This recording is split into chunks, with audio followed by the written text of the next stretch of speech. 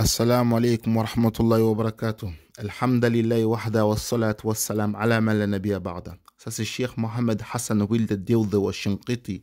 C'est un savant mauritanien actuel qui a fréquenté les plus grands savants modernes comme Cheikh Ibn Baz qui a assisté à ses cours. Donc lui il a commencé, le Cheikh Mohamed Hassan, à apprendre la science depuis qu'il est petit. Sa mère, elle ne le laissait pas dormir jusqu'à qu'il lui explique la grammaire de poésie en arabe. Et il a mémorisé plus d'une dizaine de livres comme Sahih al-Bukhari et Muslim, sans compter les différentes versions du Coran et de sa récitation qu'il connaît. Donc dans cette vidéo, il nous parle de deux anecdotes courtes qui se sont réalisées il n'y a pas si longtemps. Il y a 15 ans, durant le premier vendredi du mois de Ramadan, un homme afghan qui travaillait dans un jardin appartenant à la tribu Bani Tamim à côté d'un cimetière. Dans la troisième partie de la nuit, il a vu un feu impressionnant qui jaillit du cimetière. Il a été effrayé par ce feu et dans un cimetière, il n'y a rien pour arrêter ce type de feu. Il n'y a que de la terre ou du feuillage. Le matin, quand il en a parlé, les gens l'ont traité de menteur. Et on ne voyait en plus aucune trace du feu. La nuit du vendredi suivant, ce feu a rejailli et il a appelé les gens. Étrangement, par peur, ceux qui été appelés ne voulaient pas venir et constater l'endroit même d'où sortait le feu. Ils ont vu le feu au loin, mais avaient peur de s'en approcher. Et le feu s'arrêtait de lui-même. Le cheikh Abdelaziz ibn Baz rahimahullah a été informé et a ordonné que l'on fasse des aumônes pour les morts des musulmans et au nom des habitants de ce cimetière en particulier, afin que la colère d'Allah subhanahu wa ta'ala s'éloigne d'eux. Les gens de Riyad et d'ailleurs sont même venus et ont vu ce feu. Après les aumônes pour les morts, on n'a plus vu de traces de ce feu. Ça a duré 3 vendredis.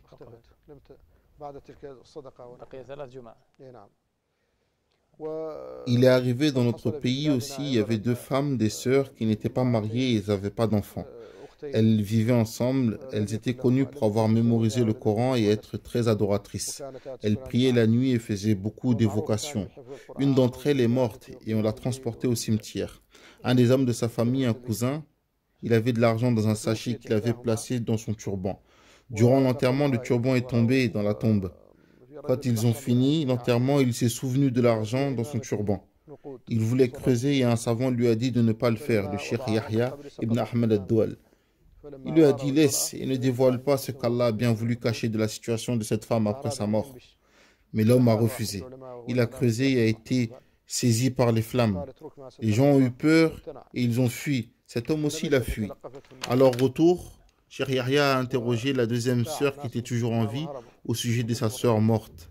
Elle a dit elle était parmi celles qui priaient la nuit, évoquaient beaucoup Allah et avaient appris le Coran par cœur.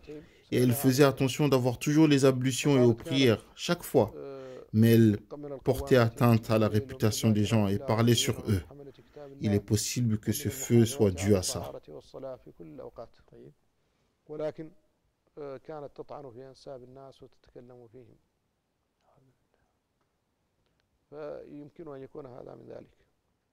Dans la première histoire, c'est un cimetière de musulmans, dans un pays de musulmans.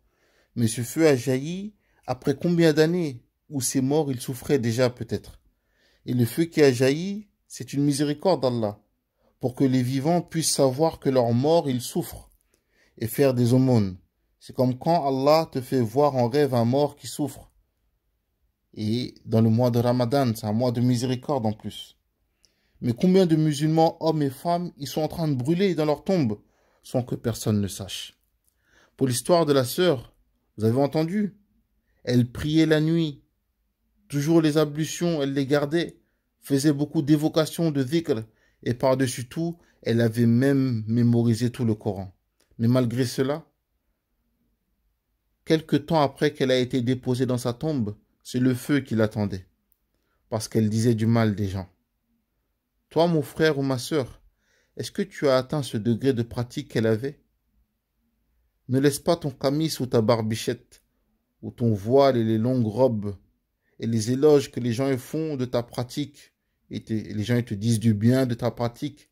Ne laisse pas tout ça te tromper, parce qu'Allah subhanahu wa ta'ala, tu ne peux pas le tromper. Si tu parles mal des autres, c'est le feu qui t'attend. Les gens ils disent qu'elle est au paradis, alors qu'en vérité elle est en train de brûler. Le prophète sallallahu alayhi wa sallam, dans le hadith authentique, il dit An-nammam la yadkhul al-jannah, que le médisant ou la médisante, elle ne rentre pas au paradis. Si c'est celui qui sait que tu parles mal de lui dans cette vie, il ne t'a pas pardonné, est-ce que c'est au jour du jugement, devant le paradis et l'enfer, et quand il aura besoin de hasanat, de bonnes actions, qu'il va te pardonner? فَهَلْ أَنْتُمْ مُنْتَهُونَ? Est-ce que tu vas t'arrêter?